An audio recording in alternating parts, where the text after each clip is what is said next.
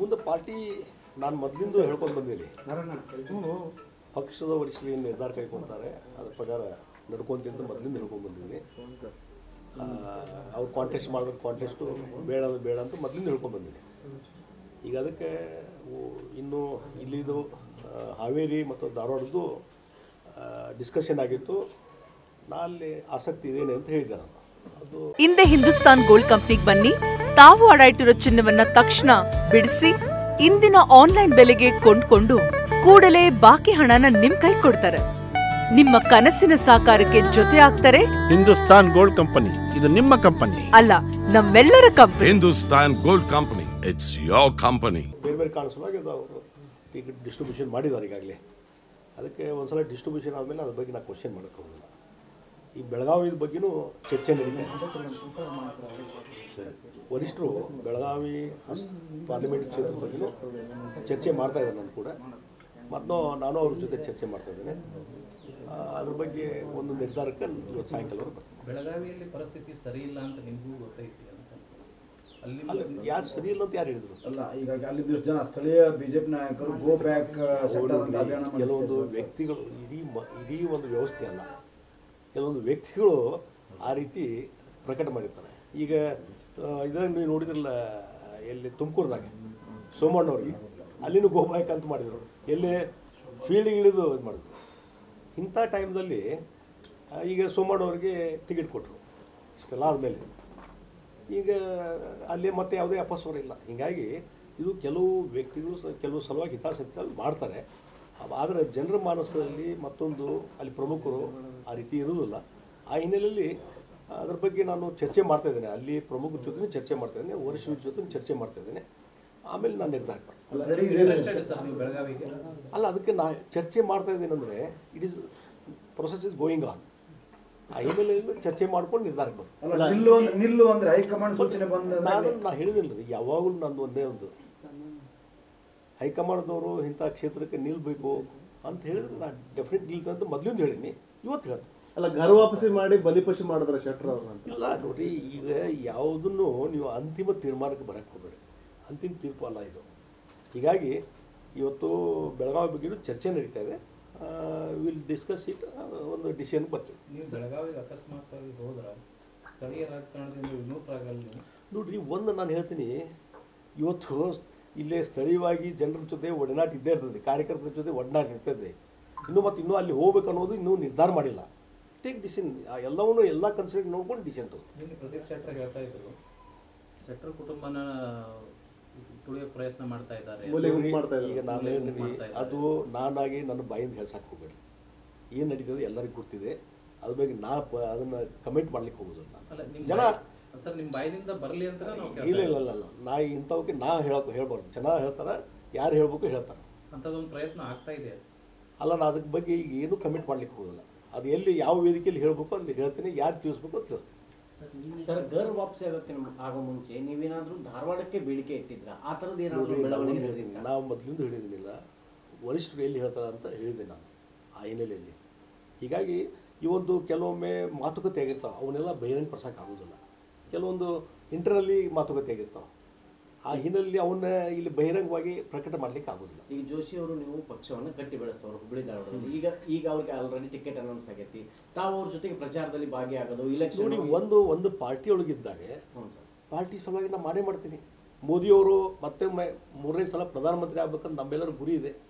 ಆ ಗುರಿ ಸಾಧನೆ ಸಲುವಾಗಿ BJP ಅಭ್ಯರ್ಥಿ XYZ ಯಾರೇ ಇರಲಿ, ನಾವು ಪ್ರಯತ್ನ ಮಾಡಲೇಬೇಕಲ್ಲ.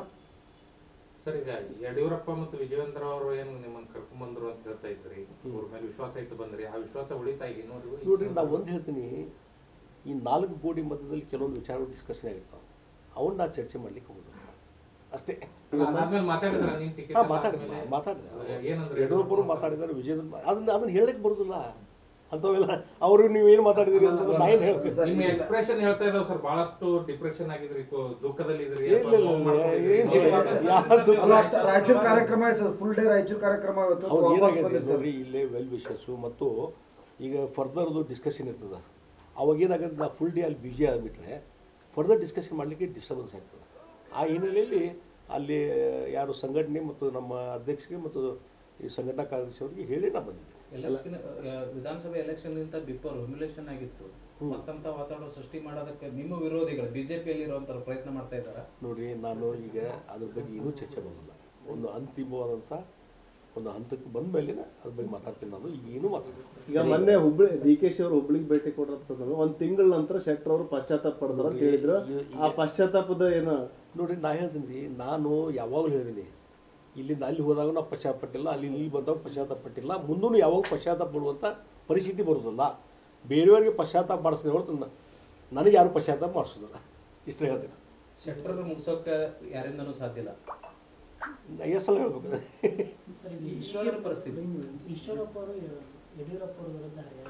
ನೋಡಪ್ಪ, ಅದಕ್ಕೆ ಅವ್ರಿಗೆ ಕೇಳಬೇಕು ಈ ಕ್ವಶನ್. ಅದ್ರ ಬಗ್ಗೆ ನಾ ಯಾಕೆ ಕಮಿಟ್ ಮಾಡಲಿ? ಸರ್, ಈಗ ನೀವು ವಿಧಾನಸಭಾ ಚುನಾವಣೆಗೆ ಅನುಭವಿಸಿದಂತಹ ಪರಿಸ್ಥಿತಿ ಈಶ್ವರಪ್ಪನವರಿಗೆ ಮತ್ತೆ ಎರಡನೇ ಸರ್ತಿ ಇದಾಗಿದೆ. ಅವಾಗ ಈಶ್ವರಪ್ಪನವರು ನಿಮಗೆ ಬೈದಿದ್ರು. ಈಗ ನೀವು ಅದಕ್ಕೆ ಕೇಳ್ರಿ ಅವ್ರಿಗೆ. ಅವ್ರು ಹೋಗಿ ಕೇಳ್ರಿ, ಅದಕ್ಕೆ ನಾವು ಉತ್ತರ ಕೊಡೋದಿಲ್ಲ. ಅವ್ರು ಹೇಳಿದಾಗ ನಾವು ಉತ್ತರ ಕೊಡಕ್ಕೆ ಹೋಗೋದಿಲ್ಲ. ಸರ್, ಈಗ ಬೊಮ್ಮಾಯಿ ಆಲ್ರೆಡಿ MLA ಇದ್ದಾರೆ. ಅಂಥ ಸಂದರ್ಭದಲ್ಲಿ ಮತ್ತೆ ಅವ್ರಿಗೆ ಟಿಕೆಟ್ ಕೊಡೋ ಅವಶ್ಯಕತೆ ಇತ್ತಾ? ನೋಡ್ರಿ, ಅದಕ್ಕೆ ಇವಕ್ಕೆಲ್ಲ ನಾನು ಕಮಿಟ್ ಮಾಡ್ಲಿಕ್ಕೆ ಹೋಗೋದಿಲ್ಲ. ಇದು ಹೈಕಮಾಂಡ್ ನಿರ್ಧಾರ. ಈಗ ಹೈಕಮಾಂಡ್ ನಿರ್ಧಾರ ಮಾಡಿ ಏನೋ ಕಾರಣ ಕೊಟ್ಟಿದ್ದಾರೆ. ಇಲ್ಲ ಅದು ಸರಿ ಇಲ್ಲ, ಹೀಗೆ ಕೊಟ್ಟರು ಅಂತ ನಾ ಯಾಕೆ ಕಮಿಟ್ ಮಾಡಲಿ? ಅಲ್ಲ, ಹಂಗಲ್ಲ, ತತ್ವ ಸಿದ್ಧಾಂತ ಹೇಳ್ತಾರಲ್ಲ, ಅದನ್ನ ಇಲ್ಲಿ ಇದು ಅಪ್ಲೈ ಆಗಲ್ಲ ಅಂತ. ಇಲ್ಲ, ಅದ್ರ ಬಗ್ಗೆ ನಾನು ಚರ್ಚೆ ಮಾಡ್ಲಿಕ್ಕೆ ಹೋಗೋದು. ಸರ್, ಈಗ ಗೆಲುವಿನ ಇದನ್ನ ನೋಡ್ಕೊಂಡು, ಸ್ಟ್ರಾಟಜಿ ನೋಡ್ಕೊಂಡು, ವರದಿಯನ್ನ ನೋಡ್ಕೊಂಡು ಟಿಕೆಟ್ ಕೊಟ್ಟರು ಅಂತ ಹೇಳ್ತಾರೆ. ಅವ್ರು ಹೇಳ್ತಾರೆ, ಮತ್ತೆ ಎಲ್ಲರೂ ಕ್ಯಾಂಡಿಡೇಟ್ಗಳು ಆಗ್ತಾ ಇರೋರು ಹೇಳ್ತಾ ಇದ್ದಾರೆ. ಇದು ಹೌದಾ? ಇದು ನೋಡ್ರಿ, ನಾವೊಂದು ಹೇಳಿದ್ರಿ, ಬೇರೆ ಬೇರೆ ಕಾರಣಗಳಿರ್ತವೆ. ಆ ಹಿನ್ನೆಲೆಯಲ್ಲಿ ಯಾವ ಕಾರಣ ಸಲ ಅವ್ರು ಕೊಟ್ಟರು ಇವ್ರು ಕೊಟ್ಟರು ಅಂತ ನಾನು ಡಿಸ್ಕಷನ್ ಮಾಡ್ಲಿಕ್ಕೆ ಹೋಗೋದು, ಬಯಲು ಚರ್ಚೆ ಮಾಡಕ್ಕೆ ಹೋಗೋದು. ಏನಾಗುತ್ತೆ ಸರ್, 20 ಅಭ್ಯರ್ಥಿಗಳನ್ನು ಘೋಷಣೆ ಮಾಡಿದರೆ ಕರ್ನಾಟಕದಲ್ಲಿ ಎಷ್ಟು ಸೀಟ್ ಬರ್ಬೋದು BJP? ಅಲ್ರಿ, ವಾತಾವರಣ ಚಲೋ ಇದೆ. ಇಡೀ ದೇಶದಲ್ಲಿ, ರಾಜ್ಯದಲ್ಲಿ ಮೋದಿಯವರ ಪರವಾದಂಥ ಅಲೆ ಇದೆ. ಮೋದಿಯವರು ಮತ್ತೊಮ್ಮೆ ಪ್ರಧಾನಮಂತ್ರಿ ಇನ್ನೊಂದು ಸಲ, 3ನೇ ಸಲ ಆಗಬೇಕು ಅನ್ನುವಂಥ ಒಂದು ಇಚ್ಛೆ ಇದೆ. ಆ ಹಿನ್ನೆಲೆಯಲ್ಲಿ ಮೊದಲೇನು ನಾವು ಕ್ಯಾಲ್ಕುಲೇಷನ್ ಮಾಡಿದ್ವಿ, 25 ಬಂದಿದ್ವಿ ಲಾಸ್ಟ್ ಟೈಮು. ಇನ್ನೂ ಹೆಚ್ಚು 28 ಸ್ಥಾನಗಳು ಬರುವಂಥದ್ದು ಎಲ್ಲ ಸಾಧ್ಯತೆ ಇದೆ. ಇವತ್ತು ಅದೇ ವಾತಾವರಣ ಇದೆ. ಇವತ್ತಿನ ಕಾರ್ಯಕ್ರಮ ಏನು ಸರ್ ತಮ್ಮ? ಇವತ್ತು ಇನ್ನೂ ಕೆಲವು ಸಮಾಲೋಚನೆ ಇದಾವೆ ಮತ್ತು ಅಲ್ಲಿ ವರಿಷ್ಠರ ಜೊತೆ ಫೋನಲ್ಲಿ ಕಾಂಟ್ಯಾಕ್ಟ್. ಈಗ ಬೆಳಗಿಂದು ಫೋನಲ್ಲೇ ಮಾತಾಡ್ತಿದ್ದೆ, ಅದಕ್ಕಾಗಿ ಇಲ್ಲಿ ಬರೋದು ಲೇಟ್ ಆಯಿತು. ಮತ್ತು ಕೆಲವರು ಬೆಳಗಾವಿದವರು ಕೆಲವರು ಕಾಂಟ್ಯಾಕ್ಟ್ನಾಗಿದ್ದಾರೆ, ಅವ್ರ ಜೊತೆ ಸಮಾಲೋಚನೆ ಮಾಡೋದು. ಬೆಂಗಳೂರು ಪ್ರಯಾಣ ಇದೆ. ಬೆಂಗಳೂರಿಗೆ ಹೋಗುವಂಥ ಚಾನ್ಸು ಇದೆ, ಪಾಸಿಬಿಲಿಟಿನೇ ಇದೆ. ಡೆಲ್ಲಿ ಸರ್? ದಿಲ್ಲಿಗೆ ಏನು ಹೋಗುದಿಲ್ಲ, ಬೆಂಗಳೂರು ಹೋಗುವಂಥ ಪಾಸಿಬಿಲಿಟಿ. ಬಟ್ ಬೆಳಗಾವಿ ಅಭ್ಯರ್ಥಿ ಆಗ್ತೀರಿ ಸರ್? ಅಲ್ಲ, ಅದಕ್ಕೆ ಈಗ ಸದ್ಯ ತಕ್ಷಣ ನಾನು ಹೇಳೋದಿಲ್ಲ. ನಾನು ಅಲ್ಲಿಯವ್ರ ಜೊತೆ ಡಿಸ್ಕಷನ್ ಮಾಡಿಕೊಂಡು, ವರಿಷ್ಠರ ಜೊತೆ ಚರ್ಚೆ ಮಾಡಿಕೊಂಡು ನಿರ್ಣಯಕ್ಕೆ ಬಂದೆ. ತಾವು ಇನ್ನೊಂದು ಬೇಡಿಕೆ ಇಟ್ಟಿದ್ರೆ ಹೈಕಮಾಂಡ್ಗೆ, ನನಗೆ ಕೊಡಿಲ್ಲ ನಮ್ಮ ಸೊಸೆ ಕೊಡಿ ಅಂತೇಳಿ. ನೋಡಿ, ನಾ ಎಲ್ಲಿ ಯಾರು ನಿಮ್ಮದು ಬೇಡಿಕೆ ಇಟ್ಟಿದ್ದೇನೆ? ನೀವು ಹೇಳಾಗತ್ತೀರಿ, ಎಲ್ಲಿ ಅಲ್ಲಿ ಬಂದಿದ್ದು ನಿಮ್ಮ ಮಾತುಕತೆ ಟೈಮ್ ನೀವು ಬಂದಿದ್ದೇನೆ.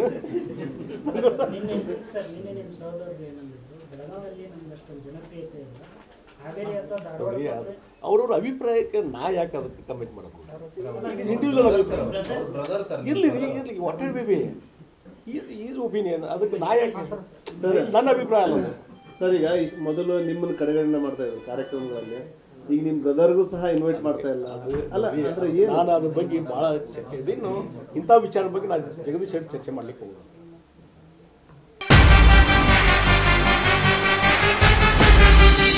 ಜನಸಾಮಾನ್ಯರ ಮಾತೆ ನಮ್ಮ ಮಾತು.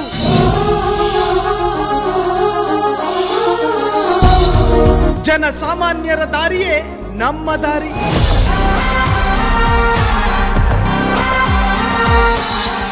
ಜನಸಾಮಾನ್ಯರ ಹಿತಾಸಕ್ತಿಯೇ ನಮ್ಮ ಶಕ್ತಿ.